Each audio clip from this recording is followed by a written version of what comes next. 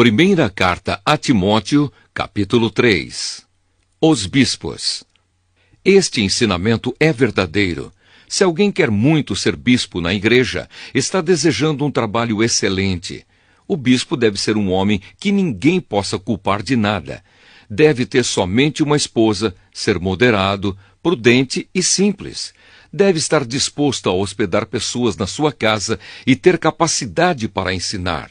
Não pode ser chegado ao vinho nem briguento, mas deve ser pacífico e calmo.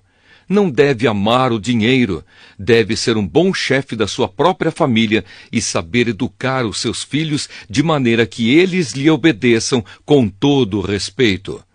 Pois se alguém não sabe governar a sua própria família, como poderá cuidar da igreja de Deus? O bispo não deve ser alguém convertido há pouco tempo. Se for, ele ficará cheio de orgulho e será condenado como o diabo foi. É preciso que o bispo seja respeitado pelos de fora da igreja para que não fique desmoralizado e não caia na armadilha do diabo. Os diáconos. Do mesmo modo, os diáconos devem ser homens de palavra e sérios. Não devem beber muito vinho, nem ser gananciosos. Eles devem se apegar à verdade revelada da fé e ter sempre a consciência limpa.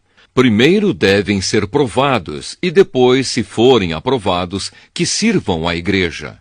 A esposa do diácono também deve ser respeitável e não deve ser faladeira. Ela precisa ser moderada e fiel em tudo.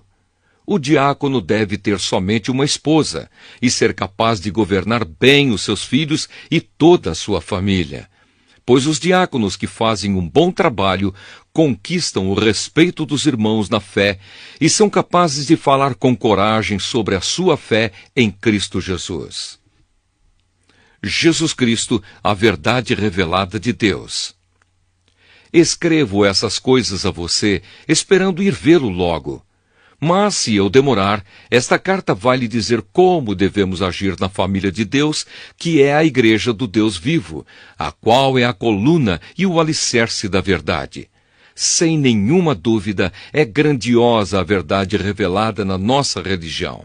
Essa verdade é a seguinte: ele se tornou um ser humano, foi aprovado pelo Espírito de Deus, foi visto pelos anjos, foi anunciado entre as nações, foi aceito com fé por muitos no mundo inteiro e foi levado para a glória.